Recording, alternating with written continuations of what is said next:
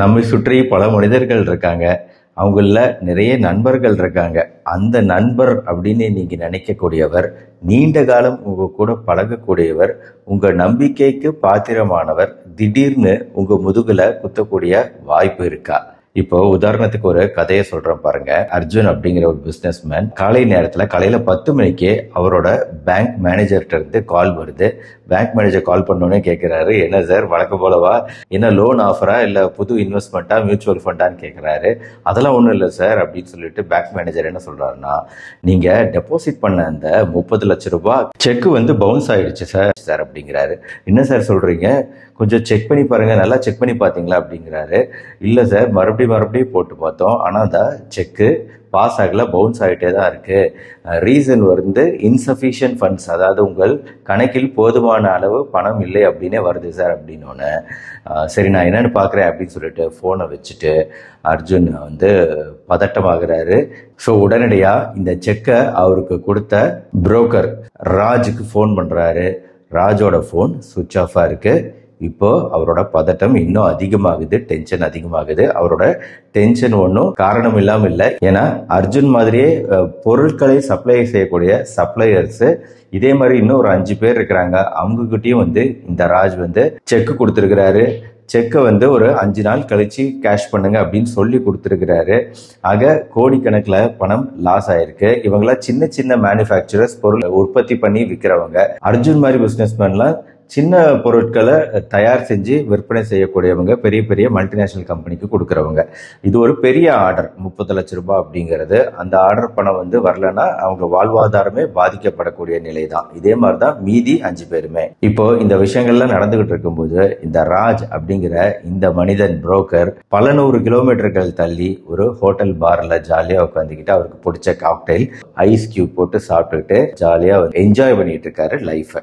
அதாவது இந்த ராஜ் அப்படிங்கிற மனிதன் எப்படிப்பட்ட ஆள்னா, பல வருட காலமா இந்த 5 பேர்கிட்டையும் பழகி இருக்கிறாரு.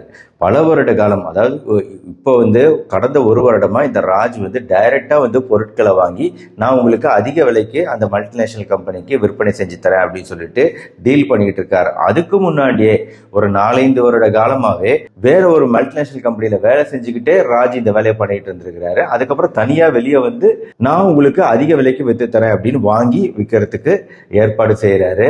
ஆக பல வருட காலமா நல்லா பழகுறாரு.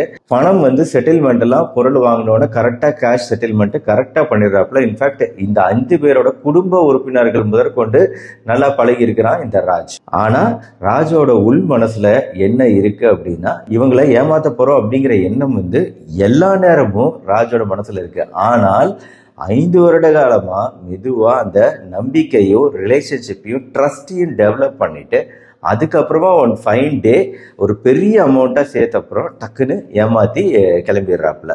இப்போ இந்த மாதிரி மனிதர்களை எப்படிங்க நம்ம கண்டுபிடிக்கிறது? இப்போ பாகுபலியில ஒரு மனிதர் கட்டப்பா புறமுதுகுல பாகுபலியை குத்துறாருன்னா அதுக்கு காரணம் கட்டப்பா ரொம்ப நேர்மை மிக்க மனிதரா இருக்கிறாரு. அவருக்கு மேலதிகாரியான ராஜமாதாவோட கட்டளையை மீற முடியாம குத்துனாரு அப்படிங்கிற மாதிரி இருக்கு. அது ஒரு கேட்டகரி. பட் இப்படி நம்மளை ஏமாற்றக்கூடிய இந்த ராஜ் போன்ற மனிதர்கள் கட்டப்பா கேட்டகரிக்குள்ள வர வாய்ப்பு கிடையாது. ஏன்னா அவங்களுக்கு நேர்மை அப்படிங்கிறது சுத்தமா கிடையாது. இன்ஃபேக்ட் மற்றவங்களை ஏமாத்திட்டோம் அப்படிங்கிற அந்த குற்ற உணர்ச்சி கொஞ்சம் கூட இருக்காது. அவங்களோட ஒரு குடும்பம் இருக்கு, அந்த குடும்பத்தையே நம்ம ஏமாத்திட்டோம், அந்த மாதிரி 5 குடும்பங்களையே ஏமாத்திட்டோம் அப்படிங்கிற குற்ற உணர்ச்சி சுத்தமா இருக்காது. இதுக்கு பின்னாடி இருக்கக்கூடிய உளவியல் காரணம் என்ன அப்படிங்கறத நீங்க கட்டாயம் தெரிஞ்சுக்கணும். 2வது விஷயம், இவங்களை எப்படி கண்டுபிடிக்கிறது அப்படிங்கிறதுக்கான ஒரு சின்ன டிப் இருக்கு, ஒரு டெக்னிக் இருக்கு. அதையும் நீங்க கட்டாயம் தெரிஞ்சுக்கணும். ஃபர்ஸ்ட் உளவியல் காரணத்துக்குள்ள வருவோம். நல்லா பழகக்கூடியவங்களா இருக்கிறாங்க. ஆனா இவங்களுக்கு ஏன் இந்த மாதிரி குணாதிசயம் வருது அப்படின்னு கேட்டீங்கன்னா, அதுக்கு காரணம் அவங்க சிறு வயதிலிருந்து வளர்ந்த முறை. குழந்தையாக இருந்ததிலிருந்து சிறுமியாகவோ சிறுவனாகவோ ஆகி அதுக்கப்புறம் பெரியவர்கள் ஆவது வரை இந்த குழந்தை பருவ வளர்ச்சி காலங்கள்ல அவங்க ஒதுக்கப்பட்டவங்களா இருந்திருக்கிறாங்க, வெறுக்கப்பட்டவங்களா இருந்திருக்கிறாங்க. மொத்தமா இந்த சமுதாயத்தினால அவங்கள தாழ்வு மனப்பான்மையோட அவங்களே பார்த்துக்கக்கூடிய ஒரு சூழ்நிலை உருவாகி இருக்கும். இதனால அவங்க சின்ன வயசுல இருந்தே அவங்க கிட்ட யார் டீல் பண்ணாலும் அந்த டீல் பண்ற எல்லாருமே இவங்கள வெறுக்கிறவங்களா இருந்திருக்கிறாங்க. அப்போ இவங்க மனசுல ஆழமா பதிஞ்சிருச்சு, தான் எதற்கும் லாயக்கற்றவன், எதற்கும் உதவாதவன் அப்படிங்கிற ஒரு எண்ணம் ஆழமா பதிஞ்சிருது.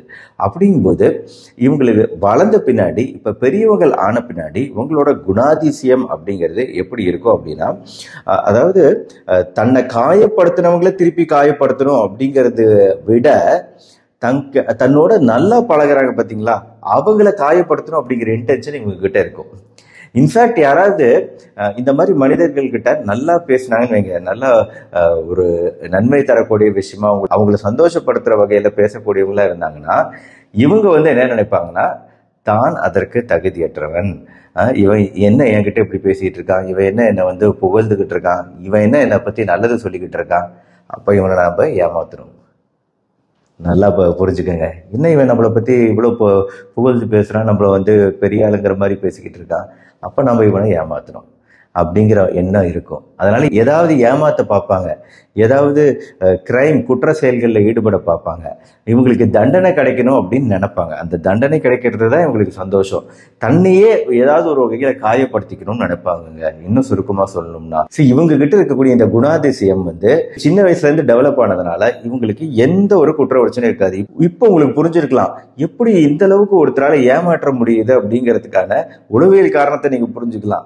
இதுல ஒரு மிகப்பெரிய பிரச்சனை என்ன தெரியுங்களா, இவங்க ஃபர்ஸ்ட் பழகும் போது கொஞ்சம் கூட நம்மளுக்கு சந்தேகமே வராத வகையில அவ்வளவு இனிமையாகவும் சூப்பராகவும் பழகுவாங்க. அதுதான் இங்க இருக்கக்கூடிய விஷயம்.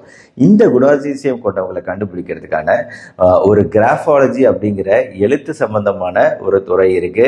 இதை நான் ஏற்கனவே உங்களுக்கு சொல்லி காமிச்சிருக்கிறேன். இந்த கிராஃபாலஜியில அந்த எழுத்துக்கள் இருக்கு பாத்தீங்களா, இந்த எழுத்துக்கள்ல ஒரு விலங்கின் நகம் போன்ற ஒரு எழுத்து அடிக்கடி தென்பட்டது அப்படின்னா, இவங்களுக்கு இந்த மாதிரி மனிதர்கள், இந்த மாதிரி எழுதக்கூடிய மனிதர்களுக்கு இந்த குணாதிசயம் இருக்கு அப்படிங்கிறதுக்கான ஒரு அறிகுறி. சரிங்களா? இது என்ன டாக்டர் புதுசா இருக்கு அப்படின்னு சொன்னீங்கன்னா, நான் ஏற்கனவே கிராஃபாலஜி நம்மளோட கையெழுத்து குறித்த வீடியோ போட்டிருக்கேன். அதுல இந்த பாயிண்ட்டை சொல்லியிருக்கிறேன். இருந்தாலும் உங்களுக்கு தெளிவா புரியணுங்கிறதுக்காக இதை சொல்றேன். இந்த விலங்கின் நகம் போன்ற அமைப்பு எந்தெந்த எழுத்துக்கள்ல வரும்னு பாத்தீங்கன்னா, இப்போ இந்த ஜி, ஆங்கில எழுத்து ஜி எழுதும்போது ஒரு கிளா போடுவோம், ஒரு நகம் போன்ற ஒரு வளைவு சுழிவு நம்ம சுழிப்போம். அதே மாதிரி நாம்போனா இந்த குணாதிசயம் இருக்கிறவங்களுக்கு இது அதிகமா இருக்கும். ஜே போடும்போது, இப்போ நான் இந்த கதை ஒண்ணு சொன்னேன் இல்லையா, அந்த கதையில இந்த ஏமாற்றிய மனிதரான ராஜோட கையெழுத்து பாருங்களேன் எப்படி இருக்குன்னு. இப்போ இந்த ஜேவை எப்படி போட்டிருக்கிறாரு பாருங்க, இந்த வளைவு தான் நான் சொல்றேன். அதாவது நம்மளோட கையெழுத்துல ஒரு வாட்டி 2 வாட்டி எப்பயாவது தென்பட்டுச்சு இந்த கிளா அப்படின்னா பிரச்சனை இல்லை, இந்த நகம். ஆனா பல இடங்கள்ல இந்த பல எழுத்துக்களுக்கு இந்த நகம் தென்படுது.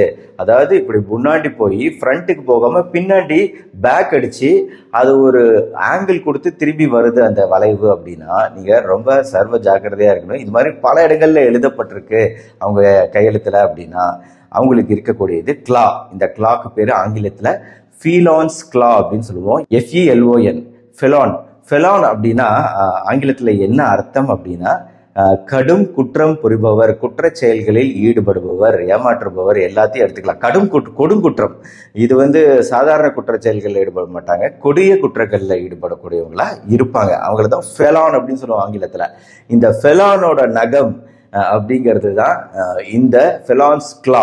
இந்த ஃபெலான்ஸ் கிளா இருக்கா அப்படின்னா, உங்க நண்பர்கள் யாராவது உங்களுக்கு ஏதாவது லைட்டா சந்தேகம் இருந்தா கூட அவங்களோட கையெழுத்தை டெஸ்ட் பண்ணி பாருங்க. பல இடங்கள்ல இந்த நகம் தென்படுது அப்படின்னா நீங்க கொஞ்சம் ஜாக்கிரதையா இருக்க வேண்டிய நேரம் இது அப்படிங்கிறத ஞாபகம் வச்சுக்கோங்க.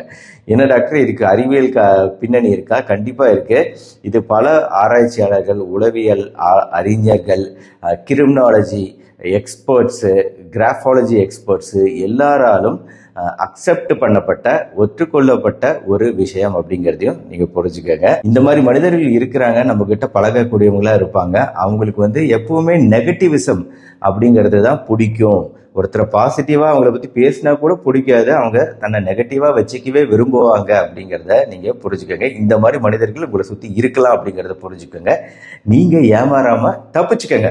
அதுக்காக தான் இந்த வீடியோ. இது மட்டும் இல்லாம இன்னும் நிறைய உளவியல் சம்பந்தமான விஷயங்கள் உங்க கையெழுத்தை வச்சு எப்படி கண்டுபிடிக்கலாம், பிறரோட கையெழுத்தை வச்சு எப்படி கண்டுபிடிக்கலாம், தமிழ் எழுத்துக்கள் அதுல இருக்கு. அந்த தமிழ் எழுத்துக்கள் எப்படி எழுதுனா என்னென்ன குணாதிசயங்கள் அப்படிங்கிறத ஒரு தனி வீடியோவோ போட்டிருக்கேன். போட்டிருக்கேன். கையெழுத்து உங்கள் தலையெழுத்தை மாற்றுமா அப்படிங்கிற ஒரு வீடியோ போட்டிருக்கேன். அதோட லிங்க் இங்கே மேலே கொடுக்குறேன், டிஸ்கிரிப்ஷன்லையும் கொடுக்குறேன். கண்டிப்பாக அந்த வீடியோவை பாருங்கள். ஒருவேளை இந்த வீடியோ உங்களுக்கு இன்ட்ரெஸ்டிங்காக இருக்குது, பிடிச்சிருந்துச்சு அப்படின்னா அதில் இன்னும் நிறைய விஷயங்கள் பேசியிருக்கிறேன். ஆக உளவியல் சம்பந்தமான இந்த வீடியோ உங்களுக்கு இன்ட்ரெஸ்டிங்காகவும் புதுமையாகவும் உபயோகமாகவும் இருந்திருக்குன்னு நினைக்கிறேன். இந்த வீடியோ பிடிச்சிருச்சுன்னா லைக் பண்ணி உங்கள் ஃப்ரெண்ட்ஸ் ரிலேட்டிவ்ஸ்க்கு ஷேர் பண்ணுங்கள். மறுபடியும் நாளைக்கு பார்ப்போம். நன்றி, வணக்கம்.